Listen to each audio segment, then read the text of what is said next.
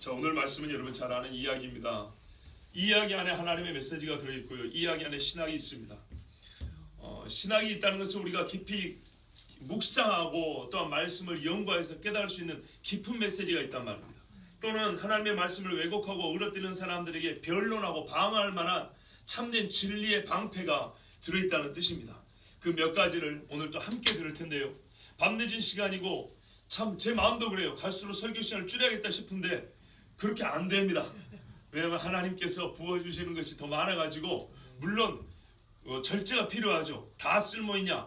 그것은 하나님이 판단하실 일이고 나는 나의 최선을 다하고 여러분은 여러분의 최선을 다하여 들으시고 또한 하나님 앞에 하나님 말씀이 들려졌으면 그 말씀을 붙들고 부지런히 열심히 힘을 다해서 기도하면 하나님께서 더 큰 복을 주시리이다. 아멘.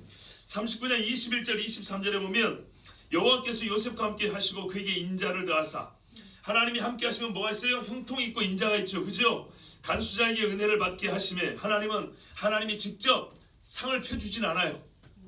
물론 그렇게도 하세요. 만나도 내려주시죠. 근데 그 만나 주워다가 해먹으라 그래요. 간수장의 마음을 움직여가지고 요셉을 귀히 여기 보이게 합니다.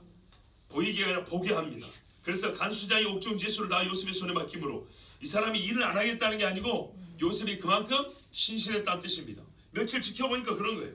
그 재반 사물을 요셉이 처리하고 간수장은 그의 손에 맡긴 것을 무엇인지 살펴보지 아니하였으니 이만한 사람 찾으면 여러분 절대 놓치면 안 돼요. 그죠? 그래요. 정말이에요. 그래요. 이는 여호와께서 요셉과 함께 하심이라. 여호와께서 그를 범사에 형통하게 하셨더라. 감옥에서 형통해 바짝 감옥이지 그런 사람은 믿음이 없는 사람이에요. 하나님은 보신다니까요. 네가 작은 일에 충성하였으니 내가 너에게 큰 것을 맡기리라. 요한계시록에 내가 10고울을 맡기리라 이렇게 말씀하셨다고요. 감옥이 한마디로 보면요 여호와의 영이 충만히 임하는 곳이 되어버렸어요. 봐보세요. 요셉이 들어가니까 이렇게 표현하면 마치 엘리야 선지자가 사르밧 과부 집에 들어간 것 같아요. 엘리야 한 사람이 들어감으로 말미암아 그 집 환해져 버리는 거 있죠. 이 토굴 속에 있다고 보통 보는데 감옥들이 옛날에 그러거든요. 이번에 이스라엘 가보니까 제가 아는 게 하나 있었어요. 땅 속에 사람들이 인공으로 굴을 파놨는데 석회암이 많으니까 얼마나 잘 파놨냐면 비둘기를 키워요. 땅 속에서. 비둘기를 키우는 방이 하나는 한 대여섯 병씩 될 만한 것들이 땅속 한 5m 깊으면 한 10m 밑에 그렇게 여러 개 방을 만들어 놓고 위에 통로 이만큼 놔뒀어요. 그럼 비둘기가 거기 들어왔다가 나왔다 그래요. 비둘기는 약간의 홈만 있으면 되잖아요. 벽에 토벽에다가 홈을 살짝 파주니까 거기 비둘기가 들어갔다 나왔다. 수천 마리가. 뭐에 쓰냐? 가이드 전도사님 퀴즈를 내더라고요. 먹으려고요. 제가 대답했어요. 식용으로 해요. 이 광야에 먹을 게 뭐 있겠어요? 맞대요. 또 하나 제사로. 성경에 보면 가난한 자는 제사 지낼 때 비둘기 쓰죠. 비둘기 아무렇게 쓰면 되나요? 깨끗한 거 써야죠. 그러니까 그 많은 비둘기 중에 깨끗한 거 추려가지고 제사 때 쓰고 식용으로도 쓰고 그랬던 거예요. 자, 그러니까 이 토굴 속에 죄수들을 갇힌다. 지금 마음이 급해요. 죄수들을 가둬놓는 거는 그건 당연한 이야기죠. 자, 요리했는데 여기가요 깜깜할 텐데 횃불 때문이 아니라 요셉 때문에 이 밤이 이 어두운 감옥이 환해졌어요. 믿음이 없으신가요? 내가 이 집에 들어감으로 말미암아 하나님께서 이 집에 복을 주시리라. 이 가정에 빛이 임하였다. 이런 믿음은요 교만이 아니라 진짜 믿음입니다. 믿음. 예. 자, 그 후에 이렇게 해서 요셉이 거기 가서 간수장에게 이제 이쁨을 받고 신임을 받고 거의 간수장의 역할을 하는 정도 됐을 때, 그런데 여러분 이것도 한번 생각해 봐야 돼요. 이 읽다 보면 하는데 이 감옥이 누구 집에 있죠? 보디발 집에 있어요. 그럼 간수장은 누구 수하일까요? 보디발의 수하죠. 요셉이 여기 왜 들어왔는지 알아요? 몰라요? 알죠. 그런데 그 사람을 간수장이 자기 일을 다 맡겨도 될까요? 안 될까요? 보디발이 허락하지 않거나 묵인하지 않으면 불가능한 이야기입니다. 여러분 간수장만 생각하세요. 밑에 간수들은요. 이게 배가 아파서 견딜 수 있겠습니까? 히브리 종놈이 와가지고 간수장 역할을 하는데 우리 관리들 간수는 뭐예요 그러면? 이거를 보디발한테 일러 바치면요. 그런데 말이죠. 이 모든 일에 보디발이 전혀 간섭을 하지 않고 가타부터 말을 안 합니다. 아니면은 간수장이 얘기했을 때 그렇게 하라 했을 겁니다. 자, 보디발이 요셉을 어떻게 생각하는지 추정해 볼 수 있는 대목이죠. 지 맘대로 할 수 있는 게 아니에요. 왜? 여기 있는 죄수들을 어떻게 감독하느냐는 간수장 책임이 아니라 최종적으로 보디발 책임이란 말이에요. 자, 그리고 거기 있던 죄수들이 나중에 풀려나가지고 뭐라 할까요? 아, 간수장이 일 안 하고 뭐 히브리 종놈이 와가지고 간수장 역할을 하는데 아 내가 진짜 화가 나. 만약에 이런 소문이 나면 보디발은 무사할까요? 그러므로 여러분, 요셉은 주변에 있는 모든 사람들이 보기 어떻게 해요? 여호와께서 요셉과 함께 하심이라. 이게 확실하게 보였던 사람이에요. 그 후에 이제 이러고 지내고 있는데 애굽 왕의 바로가 하지 않고 애굽 왕이라고 먼저 말합니다. 자, 왕의 술 맡은 자, 떡 굽는 자 얼마나 가까운 사람입니까? 그렇죠? 왕의 먹는 걸 책임진 사람은 진짜 가까운 사람, 신뢰할 만한 사람, 측근이죠. 느헤미야 보시면 알죠. 예, 이런 사람들입니다. 요 두 사람이 애굽 왕에게 범죄를 했대요. 어떤 범죄인지 모르죠. 추론을 해볼 뿐이죠. 추론하면 크게 두 가지 범주가 나옵니다. 하나는 먹는 것을 관리하는 사람들이기 때문에 그 먹는 것 관리를 잘못했다는 얘기죠. 그렇죠? 보통 먹는 걸로 그 뭡니까? 음독, 살해를 하려고 이런 사람들이 많지 않습니까? 혹은 먹는 걸 상하게 했다거나 아니면 분량을 잘못했다거나 하여튼 뭔가 먹는 걸로 잘못했을 거다. 아니면 먹는 것과 상관없이 다른 건데 하필이면 먹는 거를 관리하는 요 두 사람이 관련이 됐거나 그랬을 수 있다 이 말입니다. 그런데 다른 죄수에 대한 이름이 없고 떡과 술 맡은 관원장 두 사람만 기록이 되어 있고 이 두 사람이 한꺼번에 갇힌 걸 봤을 때 다른 죄수를 분리하지 않았다면 우리가 추론할 때는 가능성이 높은 것은 먹는 것 문제로 이 두 사람이 왕에게 불손했다는 얘기입니다. 그렇죠? 먹는 것으로 왕에게 잘못해서 제 이야기가 쉬운 이야기인데 어렵게 들린 것 같습니다. 먹는 것 때문에 잘못해서 잡혀왔다 이렇게 볼 수 있습니다. 자, 그런데 여러분 먹는 것이 가장 신이 많은 사람한테 맡긴다 그랬죠? 그러므로 그냥 먹는 문제 가지고 사람을 감옥에 가두다니 그거 한번 실수했다고 이러면 안 되는 거예요. 이거는 왕이 죽고 사는 문제라. 그래서 이 두 사람은 감옥에 갇히게 됐습니다. 그런데 친위 대장에 집 안에 있는 옥이 가두었다 그랬어요. 제가 아까 한 말 여러분 이해하셨죠? 예, 먹는 거를 관계하는 분들이지만 다른 것 때문에도 죄를 질 수 있다 그 말이죠. 예, 친위 대장이 집 안에 있는 옥에 가두었습니다. 여기에 누가 있다고요? 요셉이 있었다. 아하. 자, 근데 보세요.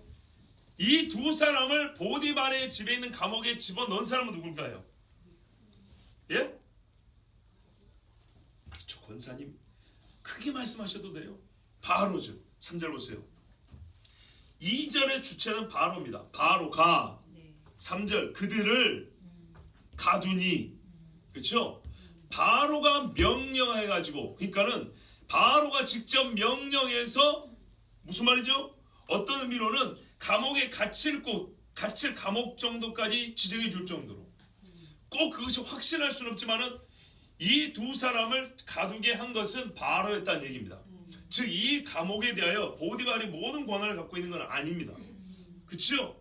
그만큼 한편 이 감옥은 고급 죄수들, 큰 죄수들, 잡범이 아니라 천민이 아니라 귀족이나 높은 사람들이 큰 죄를 범했을 때 가둬놓는 곳입니다. 여기를 경호실장 정도 되니까 이 감옥을 책임지고 맡고 있는 것이고 혹시나 다른 변이 없도록 그 감옥 자체를 경호대장 집에다가 마련했던 겁니다. 자, 여기에 누가 있었다고요? 요셉이 있었다 그랬습니다. 자, 요셉이 갇힌 곳이라 우리가 엊그제도 시편 105편 18절 19절 보셨죠? 요셉이 착고의 차이고 그 말씀이 사실 여기도 이루어지는 겁니다. 그가 팔려갈 때뿐만 아니라 이 감옥에 갇힐 때 보디발의 아내가 보고 있기 때문에 보디발이 어떻게 했을까요? 감옥에 넣을 때는 묶어서 넣은 거죠. 예. 자, 4절 보십시오. 그런데 이게 중요합니다. 이제는 간수장이 아니라 친위대장이 보디발 자신이 요셉에게 명령을 내립니다. 이 두 관원장을 수종들어라, 함께 있어라, 네가 이 두 사람 수발들어 합니다. 야 여러분, 제가 그동안에 보디발이 요셉을 여전히 신임하고 있다는 말 혹여나 의심했으면 확 푸시기 바랍니다. 보세요, 이거 아무한테나 맡기는 일 아닙니다. 그렇죠? 이미 만약에요 간수장이 요셉을 시기할 정도 되면 안 맡깁니다. 근데 간수장이, 여러분 봐보세요, 내가 사장이지만 부장을 이뻐하면 상무가 얘를 미워할 거 아니에요. 말단 직원 이뻐하면 부장이 얘를 시기할 거 아니에요. 보디발이 요셉을 이렇게 올려버리면 간수장이 안 볼 때 요셉을 학대할 거 아닙니까? 근데 간수장이 요셉을 이렇게 벌써 높이고 있으니까 편하죠. 그러니까 나도 하고 싶은 대로 하는 거예요. 나도 요셉을 좀 써야겠다. 요셉 내요 두 사람 잘 받들어 줘라. 그리고 잘 수발들어 줘라 그랬어요. 왜냐? 이 고대, 지금도 그렇지만 정치적으로 볼 때 좌천된 사람이 다시 등극하고 위로 이렇게 끌어올려지는 경우가 많아요. 왕 말 한마디에 그렇게 되는 거거든요. 그러니까 언제 이 사람들이 다시 복직할 를 줄은 모르는 거예요. 그러니까 보디발이 함부로 대할 수는 없고 어떻게 서로 간에 또 안면이 있는 사람들끼리 잘해줘야 되겠죠. 예, 귀족들 아닙니까? 그래서 요셉에게 이 사람들을 잘 섬기라고 그랬어요. 자, 이러면서 이제 시간이 어느 정도 지났습니다. 자, 그런데 옥에 갇힌 이 두 사람이 어느 날 꿈을 꿨어요. 꿈을 꿨는데 한 날에 두 사람이 각기 꿈을 꿨어요. 근데 그 내용이 다르더라 그랬어요. 자, 5절에 말씀 있지요? 근데 참 엊그제도 꿈 이야기를 했지만 여러분, 매일 꾸는 꿈 뭐 그게 얼마나 대수라고. 그러면 두 사람이 꿈 꿨으면 다르지 그게 어떻게 같겠습니까? 같으면 더 이상하지요. 그죠? 근데 이게 다르다는 것이 뭔가 문제가 될 경우는 거의 같은데 끄트머리 다르거나 패턴은 같은데 의미가 다른 것 같이 여겨질 때입니다. 둘이 감옥에 있다 보니까 서로 주거니 받거니 얘기를 하는데 본인들도 말이죠, 뭔가 뜻이 있는 꿈 같아요. 여러분도 가끔 그럴 때 있죠. 네. 뭔가 뜻이 있는 꿈 같아가지고 고민하는데 살짝 얘기해보니까 서로 비슷한 거예요. 그럼 야 이거 진짜 이거는 예사로운 일이 아니다 막 이러고 있는데 아침에 요셉이 들어가 봤어요.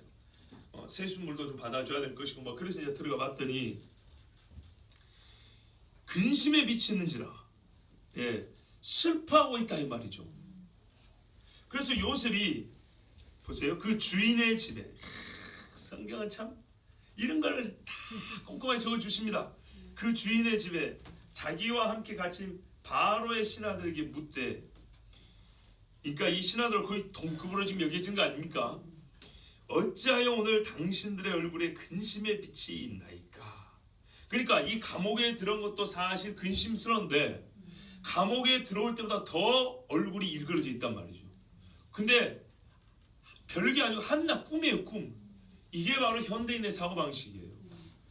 고대인의 사고방식 꿈은 아무것도 아닌 게 아니에요. 정말 중요한 거예요.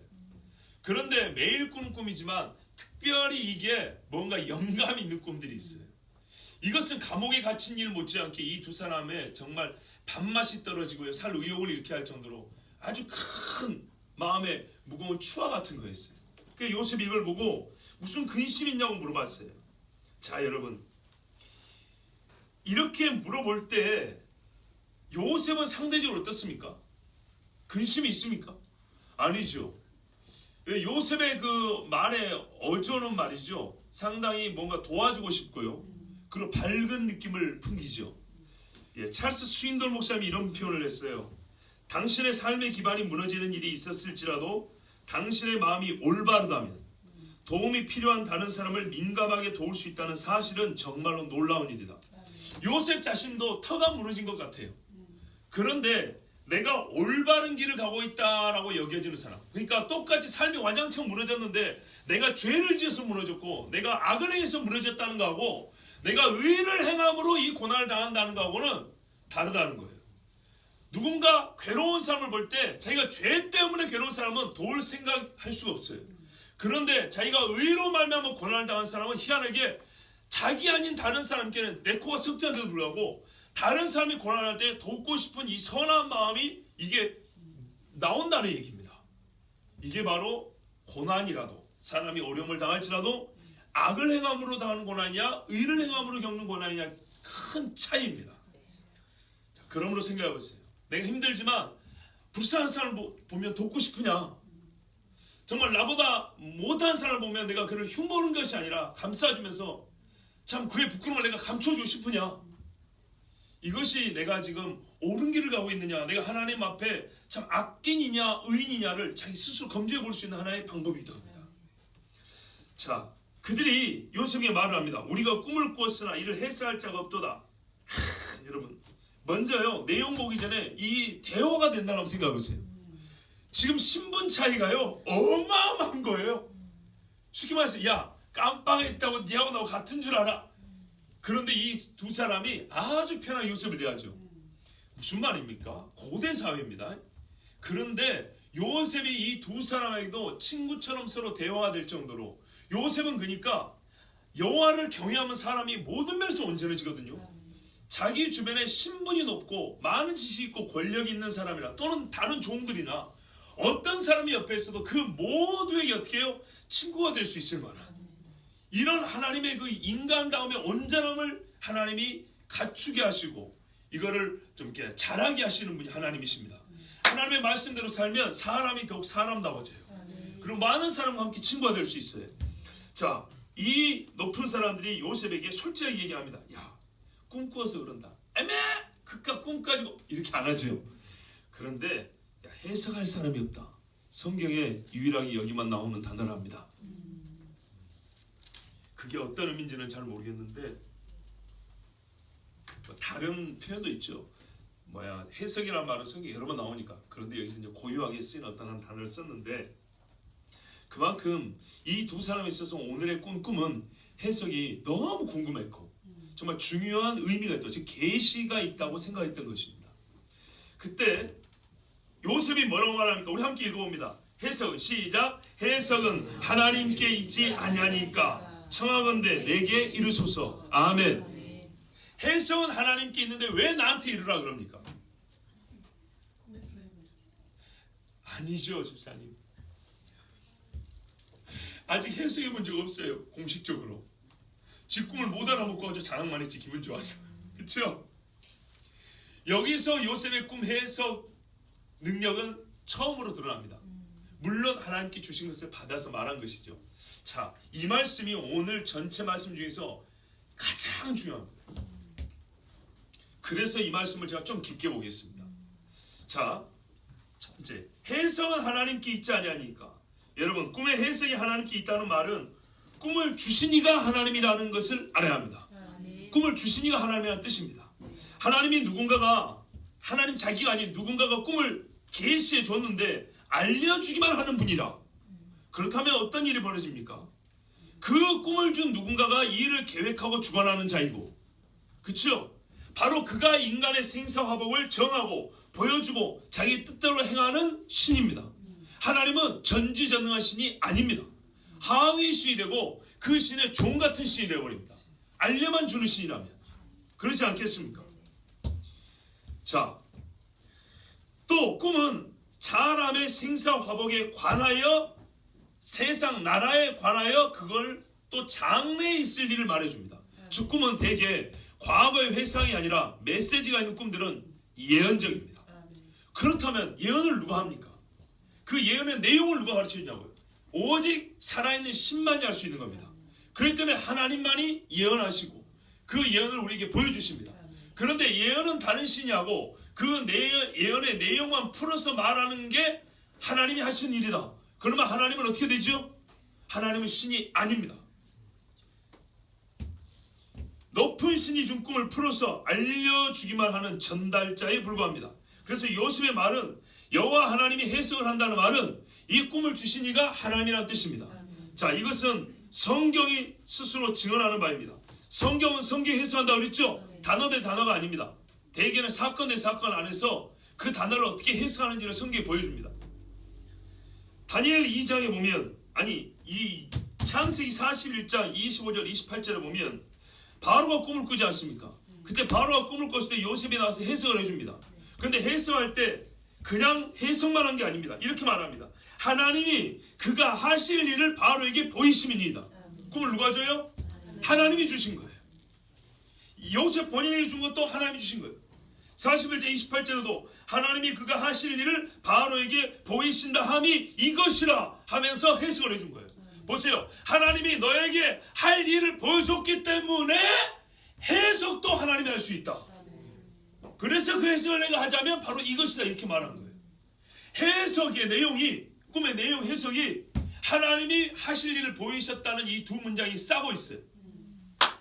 시간 관계에서 다 읽지는 않습니다. 다니엘서 2장 27절에도 30절까지 보면 다니엘이 느부갓네살에게 꿈 해석을 합니다. 근데 꿈을 해석하는 아니라 꿈 자체를 얘기를 해주죠. 근데 다니엘의 말에도 중요한 시사점이 있어요. 뭐라느냐? 오직 은밀한 것을 나타내실 일은 하늘에 계신 하나님이시라 이랬어요. 은밀한 것을 나타내신 이가 장래 이런 왕에게 알게 하셨사오며 이랬어요. 하나님이 장래 이 나라와 이 인물에 대하여 하실 일을 말씀하셨고 그랬기 때문에 나는 그 하나님께 구하여 해석을 받았다는 거예요. 꿈을 주신 이가 해석하는 하나님이십니다. 예. 그뿐이 아니고요. 여러분 다니엘 그 밑에 또 보면 4장에도 그 느부갓네살 왕이 꿈을 꾸는데 뭡니까? 그 큰 나무가 있죠. 예, 그때도 다니엘 해석하면서 이렇게 말해요. 그때 지극히 높으신 이가 사람의 나라를 다스리시며 자기의 뜻대로 그것을 누구에게든지 주시는 줄을 아시리이다. 예, 하나님이 세상을 주관하는 것을 알게 하려고 이 꿈을 줬다 이렇게 말했어요. 그래서 하나님은 꿈을 주시는 분이에요. 그래서 해석도 하나님이 하세요. 그러면 이 일이 우리가 보기에 어떻습니까? 하나님이 꿈을 주신다는 게 기분이 좋습니까? 안 좋습니까? 좋죠. 예, 개꿈이 아니라 진짜 예언적 꿈들은요 하나님이 세상에 나한테 말을 해준 거잖아요. 그 자체가 얼마나 좋습니까? 하나님이 나를 넘어가지 않냐고 나에게 얘기를 해준다잖아요. 욥기도 보면 사람은 무관히 여겨도 밤에 잠잘 때 깊은 밤 이상 중에 환상 중에 귀를 열고 말씀하시나니 이는 사람으로 교만하지 않게 하려 함이라. 교만하지 않는다는 말은 반대편에 똑같은 뜻으로 여호와를 경외하게 하려 함이라. 그 말이 그 말이에요. 그러니까 느부갓네살 왕에게도 다리오 왕에게도 바로에게도 결국은 하나님을 경외하라는 얘기예요. 그래서 해석을 받을 때 다니엘도 너무 좋았어요. 그리고 자기가 이 해석을 할 수 있다는 것도 여러분 영광스럽지 않습니까? 그래서 다니엘은 이 해석을 할 때 뭐라 하냐면 하나님 해석을 가르쳐 주니까 영원부터 영원까지 하나님 이름을 찬송할 것은 지혜와 능력이 그에게 있음이로다. 그는 때와 계절을 바꾸시며 왕들을 폐하시고 왕들을 세우시며 지혜자에게 지혜를 주시고 총명한 자에게 지식을 주시는도다. 그는 깊고 은밀한 일을 나타내시고 어두운 데 있는 것을 아시며 또 빛이 그와 함께 있도다. 이러면서 막 찬송을 했어요. 맞아요 여러분. 이 시대도 어둡죠. 하나님이 시대를 향해서 우리가 기도하며 우리에게 꿈을 주세요. 그 꿈을 줄 때 여러분 해석되어 달라고 기도하세요. 고린도전서에 뭐랍니까? 방언하는 자는 통변의 은사를 달라고 기도해라 그랬죠. 예, 꿈을 준데 해석을 못하니까 답답한 거예요. 밥을 먹어도 배가 안 부른 거예요. 다 얹혀버리는 거예요. 왜? 답답하니까. 그러나 하나님께서 해석을 해주시면 우리가 미리 알고 준비하고 기도할 수 있습니다. 성경에도 내가 때가 되면 늙은이에게 꿈을 꾸게 한다면서요. 젊은이는 환상을 보고. 그러니까 기도하십시오. 자, 해석은 하나님께 있지 아니하니까 우리는 이 말에서 성경 해석에 대한 최고의 지침을 얻습니다. 해석은 하나님께 속하여 있습니다. 어떤 자료와 증거와 경험이 쌓여 있지도 않았습니다. 누구에게요? 요셉에게. 요셉이 남의 집에 종사를 했지 30년 동안 꿈 해석하고 온 사람이 아닙니다. 꿈에 관한 책을 본 사람도 아닙니다. 그렇죠? 그 경험이 많아가지고 바로한테 보디발한테 그 전에 그 여러 가지 꿈 해석의 사례를 축적해가지고 인정받는 사람도 아닙니다. 그런데 담대하게 그 순간 뭐라 했어요? 해석은 하나님께 있지 이렇게 해버렸습니다. 당연하지요.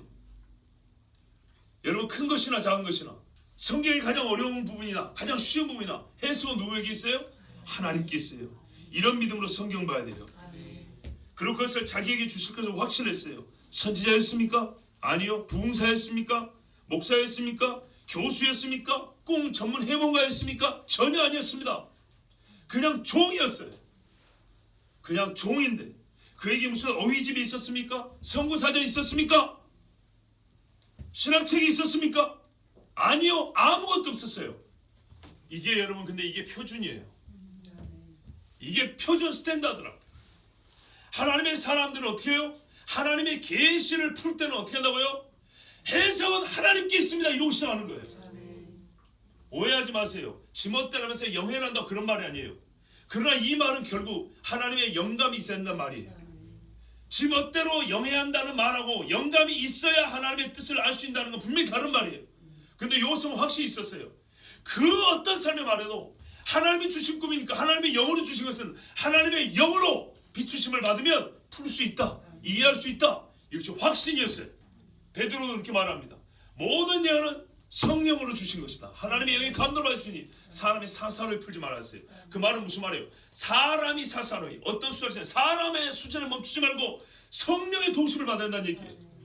그러면 성령이 성경을 펴서 여기도 보고 저기도 보게 하십니다. 성령이 우리가 잘 알지 못하는 예리한 것들을 끄집어내서 보게 하시고요. 감추어진 걸 드러내게 해주십니다. 요셉은 분명히 이 한 가지 사실을 확신에 찬 사람이었습니다. 나는 자료와 경험과 연구를 무시하지 않습니다. 선지자들도 부지런히 살피고 연구했다. 제가 부지런히 연구를 여러분에 강조하는 사람입니다.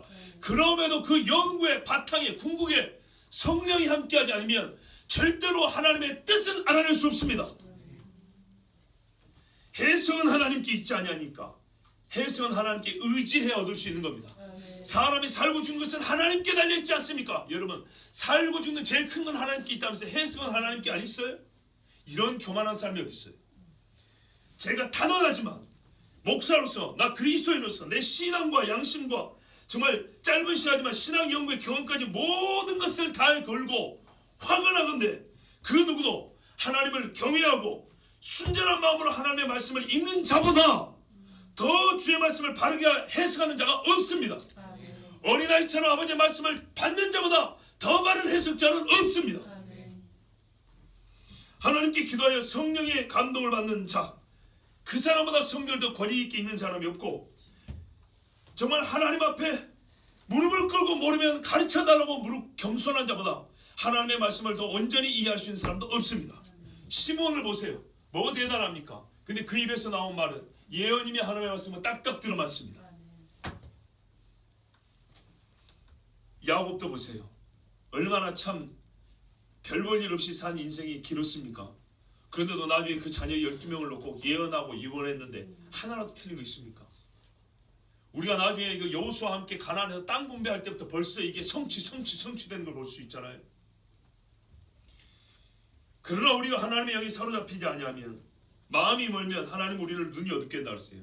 그래서 책을 펴 하나도 안 보인다 그랬어요. 하나님 분명히 말씀했죠. 예수님 때도 그랬어요. 내가 들어도 못 듣고 봐도 못 본다 그랬어요. 이사야 말씀합니다. 주께서 이르시되 이 백성이 입으로는 나를 가까이 하며 입술로는 나를 공경하나 이거 많이 합니다. 특히 가르치는 자리에 있는 사람들은 특별히 입술로 하나님 얘기 많이 합니다. 그러나 그들의 마음은 내게서 멀리 떠났나니 제 친구 목사들 비롯해서 참 제가 우리 아버지하고 통화하면요 맨날 목사 욕이에요. 맨날 목사들 아들이 목사인데 목사 욕을 얼마나 많이 하시는지. 근데 저희 아버지가 요구하는 거는 좀 뭐랄까 사사로운 일들이 아니에요. 목회자가 하나님 앞에 온전하지 않으면 성도들이 죽는다는 이야기하는 거예요. 하나님 앞에 바로 서 있고 하나님 무서운 줄을 모르면 성도들이 그 영혼들이 다 망한다는 얘기예요. 그런 차원에서 목사들 욕을 하는 거예요. 왜 시대가 이 모양이 됐냐고. 왜 그래요? 그들의 마음은 내게서 멀리 떠났나니 이것 때문에요. 그들이 나를 경외하면 사람의 계명으로 가르침을 받았을 뿐이라. 예수님이 이때 오셔서 하신 말씀이죠. 그러므로 내가 그때도 예수님 말씀은 다 선생이었어요. 그러므로 내가 이 백성 중에 기이한 일 곧 기이하고 가장 기이한 일을 다시 행하리라. 그래서 사람들이 깜짝 놀랄 일을 준대요. 여호와를 많이 말하는데도 마음은 멀기 때문에 그들이 놀랄 일. 여호와를 많이 말하는 사람이 입에 뭐가 없냐? 지혜자의 지혜가 없어지고 명철자의 총명이 가려지리라. 이렇게 되어버린대. 그래서요 현실을 말하면 선생의 자리에 있지만 실제로는 바른 것을 가르치는 선생이 없어진다는 얘기입니다. 예수님이 이런 말씀하셨어요. 누가복음 10장 21절에 그때 예수께서 성령을 기뻐하시며 이르시되 동시대죠. 예수님이 바리새인과 서기관들을 책망한 그 시대 같은 시대죠. 같은 시대에 어떤 얘기가 이렇게 말씀했어요. 하나님께 감사하면서 예수께서 성령으로 기뻐하시며 이르시되 천지의 주제이신 아버지여 이것을 지혜롭고 슬기는 자들 자칭 지혜롭다는 자들에게는 숨기시고 어린 아이들에게는 나타내심을 감사하나이다. 옳소이다. 이렇게 된 것이 아버지의 뜻이니이다. 그래서 어린아이와 젖먹이 입에 권능을 세우시며 권능이 어디서 옵니까? 하나님의 영에서 오고 하나님의 말씀에서 오지. 원수와 보수를 잠잠케 하려 하십니다. 이것이 예수님이 기뻐서 감사했어요. 다시 말씀드립니다. 순전한 마음으로 어린아이같이 깨끗한 마음으로 하나님의 말씀을 받는 자보다 더 바른 해석자는 없습니다. 그 말씀을 잘 다루는 사람은 누구냐? 어린아이처럼 암수하고 어린아이처럼 외치는 사람입니다. 계시록 19장도 예수의 증언은 예언의 영이라 말씀했습니다. 하나 더요. 해석은 하나님께 있지 아니하니까 요셉이 관원장들에게 꿈의 해석이 여호와께 있다고 말한 것은 그 자신의 자기 꿈에 대한 해석 역시 어느 정도 이해하기 시작하였음을 나타냅니다. 최소한 하나님께 그 뜻을 묻고 어느 정도의 예감을 하고 있다는 것을 뜻합니다. 그러자면 남의 꿈을 자신 있게 이렇게 말할 수 없지요. 시간이 필요합니다. 이렇게 요셉은 자기가 받은 꿈에 대한 성숙한 이해와 하나님의 뜻을 받아들일 수 있는 단련을 받은 것입니다. 꿈의 해석이 하나님께 있다는 것과 그 해석을 자기가 대리하여 해줄 수 있다는 것은 다른 문제입니다. 그런데 요셉이 이렇게 말했어요. 내가 그 꿈 해석을 대리하여 말해준다고 그랬어요. 어떤 말인지 아시겠죠? 꿈을 주신 이도 하나님이요 꿈을 해석하는 이도 그래서 하나님이다. 근데 그 꿈을 해석한 이가 하나님이니까 기도하면 하나님이 당신에게 알려줄 거예요. 이렇게 말한 게 아니에요. 하나님이 나를 통해 당신에게 말을 해줄 거예요. 그러니까 나에게 말해보시 이랬다고요. 그렇죠? 그리고 결국 자기 입으로 풀어줬어요. 무슨 말이에요? 이 정도 됐다는 얘기는 요셉이 이제 자기가 꾼 꿈에 대해서도 하나님이 자기에게 준 꿈에 대해서도 하나님께 기도하여 그 해석을 받을 정도로 성숙함이 됐다는 얘기고 바로 이 감옥이 그래서 중요한 거예요. 여기 있을 때 그는 형들을 맡고 형들에 대한 마음이 정리가 된 거예요. 그 이후에는 말이죠. 총리 돼가지고 막 그 풍요로울 때 곡식 거두고 나눠주고 바빠요. 여러분 사람이 진짜 큰 일을 앞두고 우리는 큰 생각을 해야 되는데 그럴 만한 여유가 없다고 그랬습니다. 반복합니다. 우리가 살면서 큰 일을 겪고 또 나이가 들면서 큰 일을 겪지만 그 일에 필요한 만큼 그 일을 풀기 위해 필요한 만큼의 시간적 여유가 주어지지 않습니다. 즉 기도하고 하나님께 여쭐 만한 시간이 주어지지 않습니다. 그래서 어릴 때 생각을 많이 하고 어릴 때 우리에게 작은 일이 닥쳐올 때 더 많은 기도를 해야 되는 겁니다. 이게 쌓여서 나중에 숙고의 시간이 없고 기도의 시간이 없을 때라도 주여 이 한마디로도 딱 하나님의 말씀을 읽고 딱딱딱 일을 해나갈 수 있는 겁니다. 어릴 때 배운 경건의 습관이 자동적으로 나오는 겁니다. 자, 나에게 말해보라. 내가 하나님의 해석을 받아 말해주겠다. 꿈의 해석이 이제는 하나님께 있고 그 해석이 자기를 통하여 주어진다는 것까지 참 하나님 앞에 많은 연단을 받았던 걸 볼 수 있습니다. 자, 마지막 한 가지 교훈이 더 있습니다. 우리가요 생각을 해봅시다. 어떤 일로 말하면 큰 상처를 받았어요. 뭐 보고 놀란 가슴 뭐 보고 놀란다 그러죠. 자라 보고 놀란 가슴 소뚜껑 보고 놀란다 그러죠. 그렇죠? 자, 그것처럼 우리 요즘 말로 고급스럽게 저는 이 말을 잘 안 쓰는데 여러분 이 말 많이 쓰더라고요. 그게 뭐라 그러죠? 트라우마? 그걸 좀 길게 말하면 뭐라 그래요? 예? 길게는 잘 모르고 그냥 요즘 많이 쓰니까 그렇게 쓰는 거죠. 뭐 외상 후 어쩌고 저쩌고 그러대. 예? 그렇죠. 바로 그거예요. 자, 꿈꿔가지고 형들한테 죽임 당할 뻔했어요. 꿈 잘못 말했다가 애굽에 종살이 했어요. 그렇죠? 자, 시간 관계니까 간단히 말해요. 꿈 트라우마. 상처는 계속 상처로 남겨두어야 속이 시원하십니까? 세상의 말을 듣고 평생 상처의 종으로 살지 않기를 바랍니다. 꿈 해석이 나한테 고통을 줬어요. 혹시 반복될 수도 있어요. 이 사람 기분 나빠가지고 나한테 이것 때문에 야 이런 요사스러운 놈을 살려두면 안 돼. 누가 합니까? 정치인들입니다. 다 나쁜 건 아니지만 자기 생명, 자기 이름, 자기 권력 오직 거기에만 모든 인생을 건 사람들입니다. 보통은 앞날이 어찌 될지 어떻게 합니다. 차라리 그냥 모른 체 하는 게 편하지 않습니까? 이 사람들 한때 권력자들입니다. 만일 복권되었을 때 내 꿈 해석에 대한 불만이 많이 남아있다면, 여러분 중요한 건 아직 내용을 안 들을 때라는 얘기입니다. 내용을 들어보니까 야 이거 서로 관계 좋아지겠어. 이래서 내가 말하기 이게 아니고 요셉은 내용도 듣기 전에 내 하나님께 물어보고 대답해 준다고. 이건 이미요 소위 이 세상 말로 꿈으로 인한 트라우마 이런 거 없다는 뜻입니다. 요셉은 이게 가장 큰 상처 이유인데, 가장 큰 고통의 원인이었는데 그딴 거 없어요. 아버지한테 한 대 맞아서 폭력적인 아비가 됐어요. 기도하세요. 하나님 없애줍니다. 엄마한테 내가 학대 받았어요. 기도하세요. 존경하는 엄마로 만들어 줍니다. 그런 게 뭡니까 도대체? 충분히 꿈 트라우마를 말할 수 있어요. 꿈 듣기 더 전이니까. 그런데 요셉에게 이런 거 없었어요. 남을 돕고 배려하는데 가장 요긴하게 쓰이는 것이 바로 내가 지난날 고통과 눈물을 흘렸던 경험이었어요. 믿는 사람은요 트라우마 때문에 야 내가 그런 이야기 하지 마 이런 게 아니에요. 내가 그 고통과 눈물을 흘렸던 것이 진짜 하나님 앞에서 이게 정리가 되고 위로를 받는 사람은 그것이 남을 도울 수 있는 힘이 되는 거예요. 무슨 트라우마 타령을 합니까? 이 세상은 말입니다, 이 고통으로 말미암아 만들어진 진주를 값지게 쓰는 방법을 몰라요.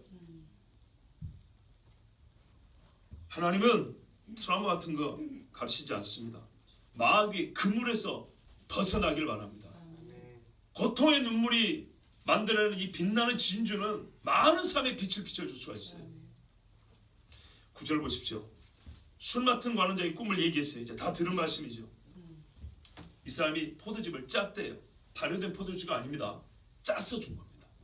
짠 포도주. 이게 바로 새 포도주입니다. 어떤 일은 말이죠, 당시에 애굽에 포도나무가 없었답니다. 그래서 익은 딸기랍니다. 이 사람이 누구냐면 우리 구약 전문가 계시니까 군켈이에요. 군켈이 그런 말이 있어요. 진짜 웃기는 소리입니다. 이거는 고대에는 히브리 사람들은 문자가 없어서 모세오경은 모세 당시에 못 썼다, 이런 소리하고 비슷한 이야기입니다. 그래서 여러분 이스라엘 사람들은요 언제까지 글자가 없었냐면 사사시대도 글자가 없었다 합니다. 사사기 5장 14절에 보면 스불론 지파에 대해서 나옵니다. 스불론 지파에서도 나온 사람들이 있는데 그 사람들은 뭐라고 성경에 기록되어 있냐면 히브리어를 보니까 이렇게 돼 있다고요. 지금 눈이 좀 피곤해서 저도 좀 눈이 흘린데 이렇게 돼 있어요. 푸쉐베트, 쇼페르 이렇게 돼 있어요. 이게 뭐냐 했더만 앞에 거는 스태프 지팡이란 말이요, 뒤에 거는 서기관을 말하는 거예요. 그런데 그때 당시에 무슨 글 쓰는 사람이 있겠냐. 그런데 번역을 우리 번역이 뭐라냐면 군대 장관의 지팡이, 군대 대장의 지팡이 이렇게 번역을 해놨어요. 근데 원문은 분명히 뭐냐면요 스크라이브예요. 글 필사하는 사람들이에요. 그렇게 돼 있어요. 그런데 왜 이거를 이해가 안 되지만 그 있는 대로 번역하는데 왜 그렇게 안 되냐. 이게 바로 이 세상 사람들 생각이에요. 그때 당시에는 이스라엘에 문자가 없었어. 글 쓰는 사람이 없어. 저 뒤로 밀어놔 버립니다. 그렇게 하면 어떻게 됩니까? 모세오경뿐만 아니라 여호수아, 사사기 전부 다 어떻게 해요? 후대. 저는 구약기는 공부한 사람들 귀가 딱지가 않도록 들으셨죠? 후대. 하나님의 당대의 역사는 없어요. 자, 포도 열매 있었어요 애굽에. 이런 것만 보면 제가 좀 화가 나가지고 말이에요. 하나님 말씀 주신 대로 왜 못 보냐고요. 12절 보세요. 해석을 합니다. 포도나무가 희한하게 가지는 3개밖에 없대요. 열매가 포도 송이가 달린 가지는 3개밖에 없었대요. 희한하죠. 그러니까 근심스러운 거예요. 어찌 이런 경우가 있냐 이 말이죠. 다른 가지가 많이 있는데 열매가 3개 맺으면은 좀 빨리 익었나 보다 그럴 수 있는데 딱 3개만. 자, 그래서 해석을 합니다. 3일 있으면 당신이 복직될 거다. 그래서 술을 다시 누구에게요? 이 포도를 짜가지고 왕에게 올려드릴 거다. 이렇게 말했어요.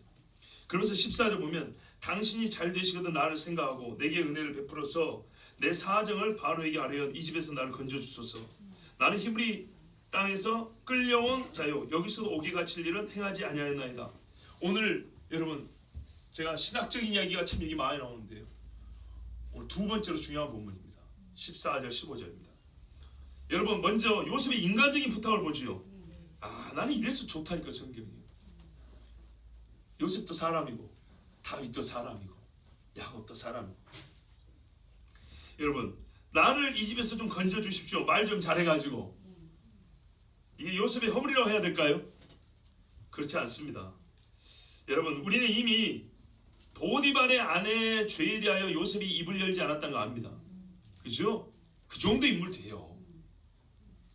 지금의 요셉은 감옥 생활을 못 견뎌서 더 이상 인내 못하겠고 과거에 의로운 것도 다 소용없다고 후회하는 그런 사람 아닙니다. 여러분 우리는 이 요셉의 지금 현재 이 말을 어떻게 이해하면 가장 성경에 근접하게 그 마음을 이해할 수 있냐면요, 바울을 생각해 보세요. 바울이 베스도 앞에서 자기를 변호했어요. 그때 뭐라 합니까? 바울이 변명하여 이르되 유대인의 율법이나 성전이나 가이사에게나 내가 도무지 죄를 범하지 아니하였노라. 그렇죠? 나 죄 범한 게 아니다. 로마 가갖고도 그러잖아요. 내가 형제들에게 내 잘못한 게 없다. 그러나 그들이 어떻게 해요? 나를 시기한 거다. 베스도도 알잖아요. 로마 사람도 알잖아요. 시기하여 넘겨준 거다. 예수님도 마찬가지예요. 예수님도 그랬어요. 내가 너에게 잘못한 게 있으면 왜 나를 치느냐. 예수님도 그랬어요. 빌라도가 저들이 시기로 넘겨준 줄 알미려라. 내가 이스라엘의 소망으로 말미암아 잡혔다. 바울이 그랬어요. 그렇죠? 그러니까는 그렇게 이해하는 게 좋습니다. 자, 그 말이 또 어떤 의미냐를 우리가 사도행전 탐독에서 들었고요. 자, 보디발이 처벌을 했어요. 그렇다면 보디발의 처벌을 끝낼 수 있는 사람은 보디발보다 높아야 됩니다. 바울밖에 없습니다. 자, 바울 서신하고 아니 사도행전 비슷하지요? 이 로마 총독이 유대인을 못 이겨요. 그런데 합법적으로 풀어주면서도 유대인하고 정치적인 문제가 발생하지 않는 사람 누구? 예, 시저 가이사밖에 없는 거예요. 그래서 바울은 다시 사역의 기회를 얻고 더불어 시저 앞에서도 복음도 전하고 유대인이 풀어준 것에 대하여 합법적으로 시저까지 가서 풀어줬으니까 총독에게 뭐라 할 말도 없고, 그러니까 얼마나 참 원만하게 해결이 됩니까? 보디발은 요셉을 놔주고 싶어도 놓아줄 수 없는 형편이에요. 여러분 생각해보세요. 요셉이 오게 갇힌 지 길어야 3년입니다. 요즘도 강간 미수가 말이죠, 2년 3년 가버리는 건 당연하죠. 그런데 고대 사회에서 노예가 주인 마님을 강간 미수했다, 이런 경우 깜빵에 2년 3년 그게 많다고 볼 수 있겠어요? 아니죠. 평생 집안화 되죠. 보디발이 내놓고 싶어도 보는 눈이 있고 해서 못 내놓는 거예요. 너무 빨리 내놓으면 어떤 말이 되죠? 내 부인이 잘못했어, 그 말이 돼버리잖아요. 자, 이래서 요셉은 바로에게 말을 좀 잘해달라 그랬어요. 술 맡은 사람이 갈 수 있죠. 자, 요셉의 말에서 특별히 진짜 눈여겨봐야 될 것, 자기가 끌려온 땅을 뭐라고 말합니까? 히브리 땅. 여러분 여기서 진짜요? 박수를 딱 쳐야 돼요. 여기가 어디입니까? 가나안 땅이죠. 가나안은 누구 족속이죠? 함 족속입니다. 그죠? 지금 출애굽해갖고 돌아간 땅을 히브리 땅이라는 것도 아니고, 지금 야곱이 70명의 가족을 데리고 내려오기도 전이에요. 그렇죠? 그런데 벌써 요셉이 뭐라 그래? 이 가나안 땅을 히브리 땅이라고 불러요. 아, 이거 시대를 잘못 알고 표현을 했나요? 아니죠. 정말 아니에요. 이게 진짜 중요한 거예요. 여러분 다시 한번 말씀드린다. 제가 사도행전 읽을 때 히브리어로 말했다는데 자꾸 아람어라고 바꾸지 마라 그랬죠. 순전하게 어린아이처럼 보는 거예요. 히브리가, 잘 들어보세요. 히브리가 단순히 한 민족의 유래를 설명하는 말이나 비애굽 사람들의 비천한 출신을 나타내는 보통 명사가 아닙니다. 그냥 뭐 강을 건너 저 멀리서 떨거지다 이런 표현은 아닙니다. 이미 이때 당시 히브리는 애굽 사람들에게 구체적인 설명이 없어도 그 정체성을 이해하는데 어려움이 없는 고유명칭입니다. 내가 히브리 땅에 왔다 했을 때 이 사람들이 알아먹는다고요. 그 보디발의 부인도요, 히브리 사람, 너무나 편하고 일상적인 어법으로 말을 하죠. 요셉은 가나안을 히브리의 이름으로 불렀고 애굽 사람들조차도 그러한 인식에 이의를 제기하지 않았습니다. 그런데 오늘날 누가 히브리인의 땅을 팔레스타인이라 부르고 누가 히브리를 약속과 무관한 이름으로 부르는가? 즉 메소포타미아 강이나 유프라테스 강이나 건너온 어떤 무리들 정도로 취급하냐고요. 히브리는 분명히 성경에서 어떤 특정된 집단, 아브라함의 집을 부르는 말이란 말이에요. 제가 이렇게 주장하는 것이 옳다는 것을 여러분에게 좀 들려줄 필요가 있어요. 그래서 벌써 재작년 2018년에 빛으로 어둠을 이긴 사람들인가 하고 우리가 여름에 특별 스피키도 했죠. 그때 세 번째 날에 첫 번째 날이 누구였죠? 아벨인가? 두 번째 날이 에녹, 세 번째 날이 에벨이 있었어요. 에벨. 유튜브에 올려놨죠. 한번 다시 들어보세요. 그때 했던 설교를 잠깐 다시 말씀드릴게요. 창세기 14장 13절, 지금보다 훨씬 앞에 창세기 14장 13절을 보면 롯이 저기 엘람 왕을 비롯해서 4명의 동맹한 왕들이 쳐들어와서 이 가나안 쪽에 있는 다섯 왕을 무찌르고 소돔 사람도 잡았는데 롯이 잡혀갑니다. 그때 한 사람이 도망 나와서 아브라함에게 이렇게 말합니다. 그때 당시에는 이름이 아브람이죠. 뭐라냐? 히브리 사람 아브람에게 알리니. 아브람은 히브리 사람이라 부릅니다. 자, 시간이 가니까 제가 짧게 말할게요. 히브리라는 말은요, 그러니까는 무슨 말이야? 히브리 사람 아브람이라는 것은 히브리라 불리는 민족에 속한 자로서 아브람이란 말입니다. 자, 왜냐? 히브리란 말은 어떤 지역명이 아니고요, 특별한 습성이나 지리적 기원에 의하여 붙여진 집단을 가리키는 말이 아닙니다. 즉 혈통과 무관한 말이 아니란 말입니다. 어떤 혈통을 가리키는 말입니다. 성경에서는 출애굽기 5장 3절에도 이렇게 말하죠. 모세가 이렇게 말합니다. 히브리인의 하나님이 이렇게 말했습니다. 히브리인의 하나님입니다. 무슨 말이냐? 하나님을 어떠한 하나님하고 앞에 수식을 할 때 히브리는 또 어떤 경우는 보통 뭡니까? 그러니까 히브리가 구약에서 하나님께서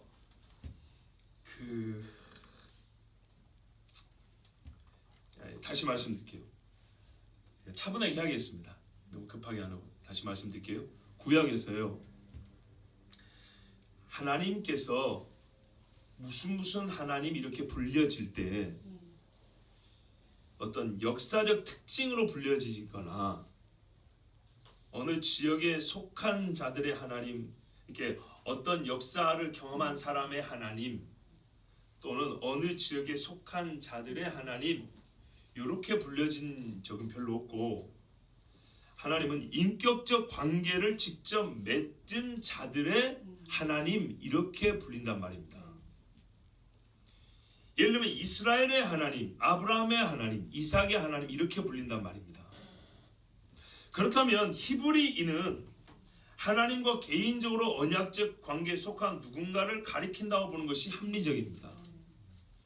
그리고 그 혈통 안에 아브라함이 있는 것이고, 그 혈통이 살았던 땅 또는 그 혈통에게 주어진 땅을 요셉 때도 벌써 가나안 지역이 그런 땅이라고 알고 있었던 것이고, 거기에 대하여 이방 사람인 애굽 사람조차도 이의를 제기하지 않고 그렇다 인정을 했던 것입니다. 자, 설교를 한번 들어보시고요. 결론적으로 말하면 히브리는 셈의 자손 에벨을 가리킵니다. 에벨. 창세기 10장 21절에서 31절 족보가 나오는데 셈은 에벨 온 자손의 족상이요 이렇게 되어 있습니다. 근데 이게 얼마나 특이한 거냐? 저를 봐보세요. 제가 한인관입니다.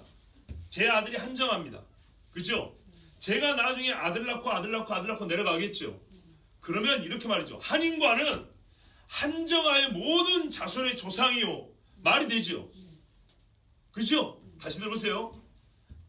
한인관은 한정아로부터 말미암은 모든 자손의 조상이요. 말이 되죠. 그런데요, 셈은 에벨 온 족속의 조상이라고 그랬대요. 그러면 에벨은 이 관계로 보면 셈의 아들이어야 되죠. 그렇죠? 이해 되십니까? 대줘야 돼요. 그래야 시간 이게 진도가 나갑니다. 봐보세요. 다시 아버지 한인관이 있고 아들 한자가 있어요. 그리고 한자가 자손을 많이 낳아요. 이제 그러면 이 밑에 자손은 어떻게 해요? 한정아의 자손은 조상이 한인관이다. 말이 되죠? 그러면 셈이 조상이래요. 누구의 자손의 조상이냐? 그 아들로부터 퍼져나간 자손들의 시조는 셈이다. 이렇게 말해야 되겠죠. 그렇게 말한 거예요. 창세기 10장이 21절에 셈은 에벨 온 족속의 조상이요. 에벨로부터 나온 모든 족속의 조상은 누구? 셈이라는 거예요. 홍수의 셈. 근데 놀라운 건 이거예요. 에벨은 셈의 아들이 아니에요. 셈의 아들은 아르박사시요. 아르박사의 아들은 셀라요. 셀라의 아들이 에벨이에요. 에벨은 증손자입니다. 무슨 말이냐? 아들과 손자를 빼버리고 할아버지하고 증손자를 붙여놓은 거예요. 무슨 말입니까? 에벨 증손자 에벨 때부터 혹은 에벨이 나야 셈의 자손이라고 불려진다는 얘기입니다. 그러니까 에벨로부터 시작된 그 후손들이 셈의 혈통에 가장 부합한 사람이라고 이렇게 여겨진다는 얘기입니다. 그럼 이 에벨이 어떤 사람이냐? 설교에 다 말씀드려요. 에벨 당시에 에벨이 아들을 낳았어요. 즉 에벨의 전성기 때 그가 젊을 때 아들을 낳았는데 벨레 세상이 아니었대요. 니므롯이 활동할 때라고요. 니므롯이 세상 나라를 하나님과 대적에 만들 때 에벨은 그때 당시 어떻게 해요? 니므롯에 가담하지 아니하고 셈의 신앙을 지킨 사람이란 말이에요. 셈도 살아있는데 에벨이 그때 제일 젊을 때거든요. 제일 젊은 자 에벨이 그 세대 사람들이 전부 다 니므롯을 쫓아갈 때 에벨은 그 세대를 따르지 아니었어요. 이 세대를 본받지 말고. 이게 에벨이에요. 그래서 에벨이 어디 갔냐? 바벨론 지역 아수르 지역 있지 않냐고 동방에서 이쪽으로 건너왔대. 가나안 쪽으로. 거기 어디요? 바단 아람, 하란, 고대 에블라 국가예요. 에블라, 에벨 에블라. 고대 바벨론하고 쌍벽을 이뤘던 나라. 니므롯과 대적한 나라. 아시겠죠? 여기서 이름이 나왔다고 말씀드렸어요. 그때는 자세히 말씀드렸어요. 그래서 이 에벨을 이름을 발음에 따라 사람들이 부름에 따라 그 뭐라 그래 이브리라고도 부르기도 하고 또 그 동네마다 다른 발음으로 부르는데 이때 뭐예요? 건너온 거예요. 아시겠죠? 그때 강을 건너버렸다고요. 우리는 니므롯과 함께할 수 없어 하고 그들과 분리하고 그 큰 강을 건너서 이쪽으로 건너온 사람. 그래서 강을 건너온 사람이면서 분리게 된 사람이면서 그들만의 거룩한 나라의 씨를 만든 사람들이라고요. 그리고 이쪽에 남아있던 사람이 누구예요? 아브라함의 아버지 이쪽이 거기 남아있었단 말이죠. 근데 이게 중요한 게 뭐냐? 셈, 아르박사, 셀라 또 그 밑에 누구예요? 아까 누구? 에벨까지. 이 사람들이 오래 살았고 아브라함하고 겹쳐요. 무슨 말이냐? 아브라함의 아버지 데라가 이 믿음의 조상들이 건너갈 때 따라갔는데 안 따라갔단 말이에요. 그래서 하나님이 처음에는 하나님이 가나안으로 가게 하시는데 이게 약속의 땅인데 바벨론 지역에 있을 때 아브라함을 떠나라 그러죠. 떠나가지고 하란에 옵니다. 하란에 온 다음에서야 네 본토 친척 아비집을 떠나라 그래요. 왜? 거기에 누가 있으니까 믿음의 조상들 셀 할아버지 거기 있지, 아르박사 할아버지 거기 있지, 셀라 할아버지 여기 있지. 에벨이 와고 여기에 제일 젊으니까 할아버지들 모시고 와서 여기에 거룩한 니므롯에 가담하지 않은 사람의 땅을 가지고 여기서 살았다 이 말이죠. 여기가 가나안 땅 위쪽이에요. 그리고 그때는 고대 왕국이기 때문에 가나안과 그 일대를 말 그대로 에벨이 다스렸단 말이에요. 에벨의 땅. 그래서 발음에 따라 히브리, 이베로, 아베로, 하피로 이렇게 부르는 거예요. 그래서 아브라함이 어디로 자식을 장가 보냈다고요? 내 고향 집으로 보내랬다고요. 왜? 약속을 한 섬에 여기 있으니까. 이거는 여러 번 말씀드렸죠. 그런데도 안타깝게 어떻게 되었죠? 나중에는 그 땅이 가나안으로 바뀌어버립니다. 왜요? 함 족속의 땅으로 바뀌어버립니다. 그게 얼마나 빠른 속도냐? 봐보세요. 이삭이 60세에 누굴 낳아요? 이삭이 40에 장가를 가고 40에 장가 갔나요? 하여튼 그쪽은 돼요. 그리고 한 20년 애를 못 낳아요. 20년 만에 에서와 야곱이 태어나요. 그렇죠? 결혼 20년. 그 다음에 야곱이 바다나무 동할 때 나이 한 76세쯤 됩니다. 70세가 넘어요. 그러면은 나이가 70살이 넘었으면 이삭이 장가할 때부터 벌써 100년 가까이 된다 그랬죠? 제가 늘 할 말이 뭐래? 100년이 지나가 보니까 라반 집이 원래 이런 집이 아니었거든. 나홀의 집이 원래 이런 집이 아니었거든요. 옛날에는 뭐라 그래? 아브라함하고 똑같이 내 누이여 대적의 성, 내 씨가 대적의 성을 차지하라. 이거는 말이죠. 모리아산에서 아브라함이 이삭 바칠 때 한 이야기란 말이에요. 그거를 똑같이 할 때 신앙이 남아 있었어요. 우리 할아버지 집에 가니까. 그런데 100년이 지나서 야곱이 갈 때는 벌써 어떻게 해요? 완전히 세상이 빠졌고 드라빔을 만들어 섬기고 100년이 지나니까 조상의 흔적이 없어졌어요. 그때쯤 되니까 어떻게 해요? 이 땅은 가나안은 진짜 말로 가나안이요. 아모리 족속이 창궐해 가고 있는 때가 돼버렸어요. 그래서 하나님은 이들을 살리기 위해서 애굽으로 먼저 내 아들을 애굽에서 불러내었다. 그리고 이들의 죄도 심판해야 될 때가 있는 것이고. 자, 히브리는 어디서 왔다고요? 에벨에서 왔어요. 그래서 히브리라는 말은 에벨을 조상으로 둔 사람들이라 이런 말이에요. 그리고 그 에벨이 다스리던 영토, 고대 유명한 나라이기 때문에 히브리인의 땅, 내 거기서 왔다. 우리 조상 에벨이다, 에벨. 할렐루야, 할렐루야. 이게 그때 자세히 풀었던 게 그때 설교였습니다. 여기서 여러분 정말 이거 꼭 기억하셔야 됩니다. 에벨의 사람, 그걸 히브리라고 그래요. 에벨의 언어가 그래서 히브리어예요. 그래서 제가 말씀드린 거예요. 온 땅이 언어로 나뉠 때 뭐라 하냐면 민족으로 나눴다 그랬어요. 근데 셈 할아버지 있었죠? 봐보세요. 히브리어가 에벨의 언어인데, 잘 보세요. 히브리어가 에벨의 언어인데 창세기는 뭐냐면 각 집안별로, 시별로, 그죠? 가족별로, 언어별로. 그러니까 하나님이 한 집에서 언어가 나누지 않고 한 집은 같은 언어를 쓰겠대요. 근데 에벨의 언어가 히브리어인데 그 집에 셈 할아버지도 있네. 셈 할아버지는 어떤 사람이에요? 홍수 이전 사람이죠. 셈 할아버지 썼던 언어하고 홍수 이후에 에벨이 쓴 언어가 똑같아요. 똑같아. 그 집은 같은 언어로 나왔다고요. 그게 히브리어예요.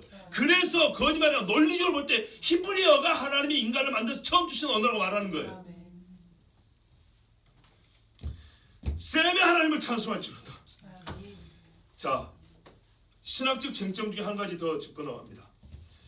오늘 너무 신학신한데 여러분, 이 정말 신학의 문제예요. 신학의 문제. 이 가나안 사람 중에 말이죠, 애굽을 다스리는 사람이 있었답니다. 안 봐서 모르지만 신학자들이 그래요. 맞죠, 전사님? 근데 그 사람들을 뭐라면 힉소스라고 그래요. 힉소스족이 와서 애굽을 와가지고 점령하고 다스린 적 있대요. 옛날에 중국의 한족이 아니라 몽골족, 여진족, 만주족 이런 사람이 다스릴 때 있었던 것처럼. 자, 보세요. 그러면 이 힉소스족이 언제 왔겠냐 할 때 크게 두 가지 설이 있어요. 봐보세요. 요셉을 알지 못하는 사람이 힉소스일 거다. 요셉을 알지 못하는 사람. 그래서 그들이 가나안에서 와서 수가 적으니까 이 수많은 사람들이 두려워서 유대인 그 히브리 남자아이들을 죽이려고 했던 것이다. 다 히브리 그러죠. 히브리 아이를 죽이려 했던 것이다. 아니다. 그 전에 가나안 사람이 왕이 됐던 거다. 왜? 같은 지역 출신이니까 요셉을 총리까지 시켜주지. 그렇죠. 그런데 여러분 그렇지 않아요. 왜냐? 보디발이 바로의 호위대장인데 애굽 사람입니다. 만약에 이때 당시에 이방 민족이 애굽의 왕이었으면 애굽 사람을 자기 경호대장으로 세워놨겠어요? 자기 언제 죽일지도 모르는데. 그렇죠? 최소한 요셉이 총리가 될 때 이방 사람이 애굽의 왕이 된 건 아닙니다. 애굽 사람이 애굽의 왕입니다. 오히려 가능성이 높은 건 언제냐? 출애굽을 할 때 애굽이 완전히 망개져 버리죠. 나라가 확 약해져 버린다고요. 그리고 이스라엘은 가나안으로 들어갔다고요. 가나안에서 쫓겨난 사람들이 어디로 갔을까요? 이게 훨씬 더 논리적인 겁니다. 논리로 말할 것 같으면 이건 확증이 아니라 논리를 말하는 겁니다. 그런데 우리가 이런 논리를 생각하지 못하면 요셉이 총리 됐을 때 가나안 출신 왕이 있었대. 그래가지고 애굽에 총리까지 시켜줬대. 이런 말을 듣게 됩니다. 제가 왜 이런 말, 이게 뭐가 우리 중에서 이거 짚고 넘어가냐? 뭐가 중요하냐? 그렇게 되면은 정치적이고 사회적으로 성결이 있는 겁니다. 하나님의 역사로 말미암아 하나님께서 요셉을 높인 게 아니라 그 시대적 환경이 가나안 출신이 왕이니까 가나안 사람을 높여주고 이렇게 돼버린다고요. 성경을 그렇게 읽지 말고 하나님께서 약속이 되고 때가 되면 자기 사람을 높이시고 구원자로 세우셨다 이렇게 보려면 제가 설명한 대로 보는 것이 더 낫다 그 말입니다. 확실하지 않을 때는 하나님의 말씀, 하나님을 높이고 하나님께 영광이 되는 쪽으로 해석을 해야 되는 겁니다. 그 다음에 출애굽할 때 이야기. 여러분 출애굽할 때 왕이 누굽니까? 애굽 왕이. 영화를 많이 봐서 그래요. 여러분 람세스 2세 본명이 뭔지 아십니까? 애굽말로. 자, 발음에 앉아서 한국식으로 읽어볼게요. 람세스 본명. 우세르 마르테 세테페네 람세스 메리아문. 이게 람세스 본 이름이에요. 그럼 다 읽을 수 있겠어요? 람세스가 히타이트 사람하고 조약을 맺었는데 저기 아수르 쪽 사람 조약을 맺는데 그 히타이트어로는 람세스 이름을 뭐라고 말하냐면 와시무아리야 샤테프나리아 리아마셰샤 마이야마나 이렇게 길어요. 이거 공문서에나 쓰는 이름이지 평상시에 이렇게 안 씁니다. 짧게 결론만 말할게요. 여기 핵심되는 이름을 나타내는 약어가 있어요. 약어. 짧게 말하는 거. 우리나라도 그 뭡니까? 예전에 말해서 광개토대왕도 원래는 봄에 길다 그랬죠. 짧게 부른다 그랬죠. 그런 것처럼 짧게 부를 때 보통 그 철자 두 개로 표시합니다. 이 철자를 요즘에 알파벳으로 하는 SS 또는 SSH 이렇게 표현합니다. 이걸 발음에 따라 모음을 안 붙이면 스스, 모음을 붙이면 쉐쉐, 샤샤 이렇게 붙일 수 있습니다. 성경에 가장 발음이 비슷한 사람이 있어요. 시삭왕이 있습니다. 시삭왕. 근데 람세스 2세라고 부르는 요 람세스라는 사람이 가나안 정복한 것이 이집트에 가면은 아부신벨 대신전에 가면 부조가 있어요. 거기에 카데스를 자기가 정복했다고 그게 나와 있습니다. 그 루트가 성경의 르호보암 왕 때에 시삭 왕이 정복하고 거의 같아요. 이 람세스 이름을 고고학자들이 정리하면 그때 당시 어떻게 부르니까 수싱크, 슈쉔크 이렇게 불렀다는 거예요. 그래서 약자로 하면 어떻게 해요? 슈샤, 슈슈, 쉐쉐 이렇게 부른다는 거예요. 람세스하고 이스라엘의 출애굽하고는 완전히 안 맞습니다. 왜 이런 말이 나왔다고요? 람세스랑 국고성을 지었다니 이름의 유사성 때문에 나온 거예요. 그러나 본명을 들으면 완전히 다릅니다. 그리고 연대도 다릅니다. 이 연대도 성경의 연대를 믿지 않으려고 한 사람들이 만들어낸 겁니다. 자, 그리고 아슈켈론 벽이라는 게 있어요. 가나안을 정복할 때 전쟁 모습을 이렇게 표를 이렇게 부조로 나타냈는데 그 뭐가 있냐? 잘 봐보세요. 이 아슈켈론 벽에 보면 이스라엘 사람들이 전차를 몰고 나옵니다. 이 람세스와 람세스 아들이나 손자 때 이야기거든요. 전차를 몰고 나오는데 재밌는 건 뭐냐? 성경에 이스라엘이 전차를 언제 갖겠는지 아십니까? 그러니까 제 말의 요지는 뭐냐면 람세스 시대 때쯤에 이스라엘과 전쟁을 했는데 왜 그러냐면 야콥의 집과 전쟁이 됐다거든요. 야콥의 집과 전쟁을 이렇게 해서 전쟁 상황을 이렇게 표현을 해놨는데 끝나고 나서 거기에 전차가 나온다고요. 람세스 거의 비슷한 시기에 그 아들 때나 됐을 때. 근데 만약에 말이죠. 이게 출애굽되면 말이 안 됩니다. 왜? 이스라엘은 가나안에 들어가지도 않았고 40년 또 돌아야 되니까. 또 하나는 이스라엘 역사의 성경에 전차가 등장하는 솔로몬 때입니다. 사사기까지도 전차가 없어요. 그래서 가나안 블레셋과 싸울 때 맨날 고생하지요. 저기 뭡니까? 그 하솔왕 야빈이가 들어올 때 걔들은 전차 있었는데 진흙구덩이에 빠뜨리고 우리는 전차가 없으니까 이런 이야기 나오죠. 예, 다윗 때까지만 그 정도 가야 전차가 나와요. 다윗 솔로몬 때 가야. 그게 무슨 말이에요? 람세스와 그 아들 세대. 그러니까 우리가 실제로 람세스라는 말은 소설이 아니고 실제 역사에서는 이스라엘 왕정 시대하고 맞는 인물이라고 말해요. 자, 여기까지 또 필요가 있어서 오늘 이 말씀을 드린 겁니다. 여러분, 자, 요셉은 자기가 끌려올 때 이렇게 말했습니다. 나는 그냥 끌려온 게 아니라 남몰래 끌려왔다 그랬어요. 영어 성경은 was stolen 그랬어요. 남 몰래 끌려왔다고. 누구 몰래 왔어요? 아버지 몰래. 부당하게 왔다는 거예요. 자기가 잘못해가지고 내가 죄값 치는 게 아니란 얘기예요. 자, 근데 이제 이렇게 이제 꿈 해석을 쫙 해주니까 3일 있다가 올라간다니까 얼마나 좋아요. 그러니까 뭐라 그래요? 떡 굽는 관원장이 그 해석이 좋은 것을 보고 자기도 이렇게 얘기했어요. 왜? 패턴이 비슷하니까. 세 개 짐승 나오고 그러니까. 그랬는데 요셉이 뭐라 했어요? 당신은 3일 있으면 죽어. 고기가 새가 당신 머리 뜯어먹을 거야. 이렇게 얘기했어요. 교수형입니다. 교수형. 완전히 다른 내용입니다. 자, 여러분, 요셉은요 있는 그대로 해석해 줬어요. 하나님의 말씀을 받은 자는요 바르게 풀고요 있는 대로 얘기해 줍니다. 여러분, 요셉은 이것 딱 구분해서 들으셔야 돼요. 오늘은 좀 굵직굵직하고 선이 굵고 좀 깊은 이야기를 해드릴게요. 긍정적인 태도를 가지는 거하고 항상 긍정형의 말을 하는 건 다른 거예요.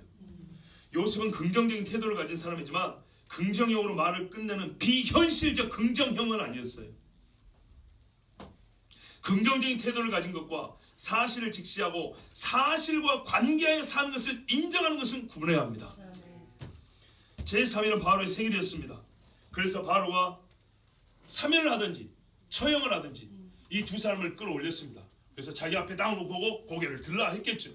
네 죄를 알렸다 하면서 한 다음에 그러나 너는 내가 용서해 주겠다. 올라와. 깜짝 놀고 너는 매달려야 한다. 매달렸어요. 자, 술 맡은 관원장은 전직을 회복했고요. 그래서 바로의 손에 받들어 술을 드렸고, 떡 굽는 관원장은 매달렸습니다. 요셉이 그들에게 해석하고 같이 되었으니 하나님의 입이 요셉의 입에 있어서 요셉이 해석했다고도 이렇게 말합니다. 선지자들의 말은 하나님의 말씀이라고 표현하지요. 예, 그렇습니다. 한 사람은 죽고 한 사람은 살아났습니다. 성경은 말씀합니다. 예수 그리스도는 죄인처럼 묶였고 죄인들을 섬겼다고. 그는 범죄자들과 더불어 헤아림을 받았으며, 이사야 53장 12절에 말씀하고 마태복음 15장에도 말씀하죠. 두 명의 죄수와 함께 있었습니다. 그중 한 명은 살아났고 한 명은 저주받은 자로 남아달려 죽었습니다. 예수님의 만찬에도 빵과 포도주가 있습니다. 유형이고 예표고 모형이기 때문에 모든 게 일치하지 않습니다. 그러나 3일 후에 한 사람은 살았습니다. 예수 그리스도가 3일 후에 부활하심으로 말미암아 그 생명의 이유를 얻게 된 한 사람이 여기 있습니다.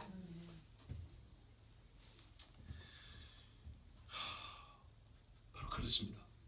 하나님의 사람과 함께 있어도 어떤 사람은 복을 받고 한 사람은 저주를 받는다는 것을 이 표적으로 보여줍니다. 예수 그리스도의 양옆에 두 죄인 중에 하나는 함께 낙원으로 가고, 그렇죠? 하나는 땅속으로 들어가고.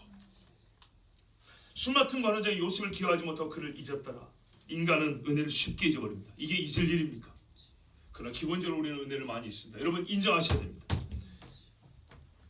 우리가 하나님 앞에 받은 은혜 중에 얼마나 많이 잊었는가 생각하세요. 하나님 제 기도 기억 못하세요? 아니요. 내가 하나님 앞에 받은 은혜를 기억 못한다는 걸 먼저 인정해야 돼요. 내가 못된 놈이에요.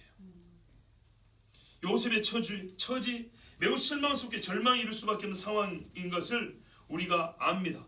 그래서 우리 삶의 빗대 보면 위로받을 게 많아요. 야, 우리도 이렇게 옥에 갇힌 것처럼 이런 일이 있지. 막 억울한 일이 있었지. 하나님이 요셉을 지켜주시고 옥에서도 함께 하셨다잖아. 지금 우리가 함께 하시잖아. 예, 충분히 위로 여러분 들을 수 있습니다. 저는 근데 우리가 지금 개인적인 이야기를 하는 게 아니라 그 시대의 권자 사브낫바네아를 우리의 초점을 두고 지금 말씀 듣는 거잖아요. 그래서 개인적인 위로는 여러분 묵상하시고, 저는 하나님의 나라와 하나님 주신 이름의 입각에서 말씀을 드리고 결론을 맺습니다. 꿈의 해석을 받기까지는 영적으로 성숙하고 지혜로운 사람, 그러니까 무슨 말이냐면 꿈의 해석을 받기까지는 아니라 꿈의 해석을 이제 받을 수 있는 정도로 하나님과 깊은 관계가 형성이 됐고 성숙해졌고 지혜로운 자가 됐고 주변의 많은 사람에도 가는 데마다 하나님의 사람을 인정을 받고 하나님께 영광 돌리는 사람이 되었어요. 그런데 그는 여전히 아무도 기억해 주지 않습니다. 그는 지금 감옥에 있습니다. 무슨 말입니까? 아직 하나님의 때가 아닙니다. 하나님 모든 게 다 된 것 같은데 왜 마지막 물꼬를 안 터주십니까? 우리가 이것까지도 하나님께 맡길 수 있어야 돼요. 우리 여기서 모순처럼 보이는 일을 발견합니다. 꿈을 해석할 수 있는 자, 하나님께서 자기 하실 일을 보여주는 사람이 자기의 때를 알지 못합니다. 죽은 자도 살리고 병자도 일으키는 바울이 자기가 병을 안고 살아가니 맨날 누가 옆에서 도와줘야 됩니다. 하늘에서 비를 못 내리게 하고 비를 내리게 하는 엘리야가 남의 집에 가서 떡을 빌어먹어야 됩니다. 850명의 바알과 아세라 선지자가 싸운 사람이 아합의 부인 이세벨 하나 무사하고 저 멀리 도망을 갑니다.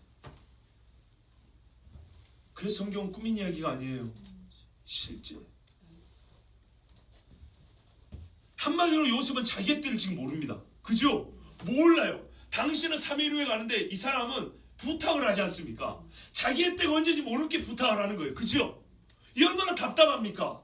그러나 이것이 바로 사람의 눈에 못 쓰이지만 이것이 바로 하나님이 다윗을 연단하는, 아니 요셉을 연단하는 방식이에요. 요약하면 꿈의 해석을 받았으나 때가 이른 것은 아니다. 나 비록 위대한 신앙인이, 그러니까는 무슨 말? 요셉이요. 자기가 비록 위대한 신앙인이요, 다른 사람의 어려움을 도와줄 수 있는 사람이 되었어도 나에게 정한 하나님의 때가 단축되거나 하나님의 길이 바뀌지는 않습니다. 하나님 때가 잘했으니까 좀 단축되거나 좀 바뀌겠죠. 아니요, 그건 별개입니다. 나는 나의 때를 기다려야 합니다. 주여 나의 때가 언제니까 오늘도 물어야 되고요. 그리고 그 주의 때를 기다리는 믿음을 주십시오라고 부르짖어야 합니다. 그래서 우리는 오늘 다시 한번 오늘의 사건을 친히 해석하여 주시는 하나님의 음성을 듣습니다. 그 발이 착고에 상하며 그 몸이 쇠사슬에 매였으니 곧 여호와의 말씀이 응할 때까지라. 그 말씀이 저를 단련하였도다. 이 감옥에서 착고에 매여 있으면서 말씀으로 단련될 때가 아직도 남아있다입니다. 2년이 더 남아있었어. 바울이 로마의 새방에서 2년을 가르치고 가이사랴의 감옥에서 2년을 갇혀 있었고, 그러나 하나님은 이거는 무익한 시간이 아니었어요. 바울도 답답했죠. 어느 때니까 그랬죠. 그러나 다 하나님의 때가 있었어요. 우리가 해야 할 건 하나님의 약속을 신뢰하고 그 중간에 때가 늦는다는 걸 핑계로 죄를 범하지 않아야 돼요. 신랑이 더디움으로 문제죠. 그렇죠? 봐보세요.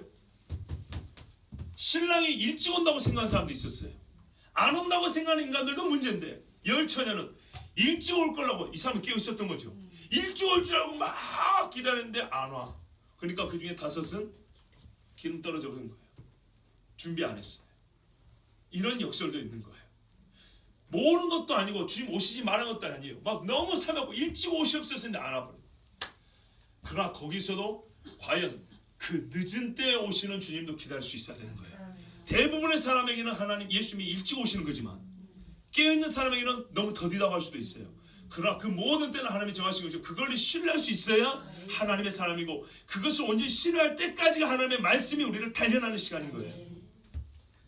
진짜 끝으로 성경의 구원자는요, 양식을 준비하는 자가 아니라 대속자입니다. 대속자. 요셉은 예수님의 모형이기 때문에 예수님과 같이 온전한 대속자라는 뜻은 절대 아닙니다. 여러분 오해 안 하시죠? 그러나 여러분, 요셉은 예수님의 예표로 모형으로 사는 사람이기 때문에 그는 누군가의 대속자요, 대속적 삶을 살고 있다고 보아야 합니다. 맞습니다. 요셉의 형들은 그에게 무릎을 꿇고 용서를 빌었을 뿐 자기 생명을 위하여 공로가 한 가지도 없는 사람들이었고, 요셉의 긍휼과 요셉에 대한 믿음을, 요셉이 우리를 죽이지 않을 거다, 살려줄 거라는 믿음을 보이는 것 외에는 할 일이 없었습니다. 표현하자면 예수님 앞에 와서 우리는 죄인입니다, 용서해 주세요, 무릎 꿇는 우리 모습, 주님이 주신 양식으로 삽니다, 말씀을 주세요, 먹을 양식을 주세요. 꼭 그 모습이, 우리가 주님 앞에 나가는 모습이 요셉의 형들의 모습이었습니다. 그렇다면 요셉은 예수님의 모형이 맞죠? 그렇다면 이 감옥도 예수님의 모형으로 봐야 된다는 겁니다. 어떤 차원에서? 예수님이 십자가를 지고 옥에 갇혔다 그러죠. 바로 이것이 요셉이 대속적 삶을 사는 겁니다. 그러면 그 말은 본인이 요셉의 죄를 사하는 시간이냐? 그게 아니죠. 본인이 나중에 어쨌든 어떻게 형들의 용서를 해야 되죠. 용서할 준비, 용서할 수 있는 마음, 용서할 수 있는 하나님의 그 계획과 뜻을, 섭리를 깨닫는 그 시간이 이 옥에서 일어났다는 얘기입니다. 즉 중보자적 준비를 하나님이 어떻게 했다고요? 이 옥에서 했다는 얘기입니다. 예수님이 옥에 갇힘으로 그의 중보 사역을 완성하신 것 같이 십자가에 묶이시고 나무에 매달리시고 지하의 옥에 3일 동안 계셔서 그의 중보 사명의 중보자적 직무를 다 감당한 것 같이, 요셉은 이 감옥에 있는 동안에 중보자적 자질을 갖추고 중보자적 성품, 중보자적 하나님 나라에 대한 인식을 배우는, 말씀이 그를 연단하는 시간을 가졌다 이 말입니다. 그러니까 공로를 쌓았다는 거 아닙니다. 예표일 뿐입니다. 그는 언젠가 형들을 용서할 자리에 서야 될 준비를 여기서 했다 이 말입니다. 하나님의 나라를 알기 때문에 그게 가능했습니다. 그래서 제가 여기에 따옴표를 붙입니다. 대속적, 대속이 아니라 대속적에 따옴표를 붙입니다. 지금의 고난은 요셉으로 하여금 그의 형들에 대한 원망과 미움을 키우지 않고 도리어 분노를 사그라들게 하고 하나님의 선한 뜻을 더욱 옳게 분별하게 하는 밝은 어둠이었다는 것, 여러분 이것을 기억하셔야 합니다. 할렐루야. 하나님께서 우리에게 새 힘을 허락하여 주시고 새 마음을 주시고 우리에게 사브나 바네아 요셉의 새 이름을 허락하여 주셨습니다. 여러분 개인적으로는 여러분에게 감사한 마음입니다. 멀리서 오고 이 밤늦게 계속 온다는 체력적으로 힘듭니다. 교인이기 때문에 당연한 것이지만, 나도 목사이기 때문에 당연한 이야기지만, 그래도 함께하여 기도하고 여러분 이 자리에 와서 함께 예배한다는 것 이 자체가요, 이 세대에 쳐다보기 어려운 일, 그것을 할 수 있음에, 같이 할 수 있음에 하나님께 감사하고, 제 개인적으로는 여러분이 함께 기도하는, 내가 기도하고 하는 이 자리에 여러분이 함께 있다는 게 여러분이 감사해요. 지금 무슨 말이냐면 내가 이 시대에도 기도하는 사람을 이렇게 마주 볼 수 있다는 게 감사해요. 이 긴 설교, 때로는 어려운 설교를 힘들지만 여러분 같이 듣는 이 무리가 이 내 눈앞에 있다는 게 감사한 거예요. 바라기는 여러분 눈앞에도 부족한 종이지만은 정말 이 시대에 하나님 앞에 말씀을 받고 우리가 하나님 사브나 바네아, 감히 우리가 어떻게 이런 이름을 받겠습니까마는 우리에게 주신 이름이라는 것, 이거를 믿고 하나님의 뜻을 전하는 이 작은 종이 눈앞에 있는 것을 여러분도 감사하고, 그리고 이 밤에 하나님 앞에 감사하며 기도하고 선한 뜻을 품고 기도하는 복된 밤이 될 수 있기를 바랍니다. 우리 이 시간에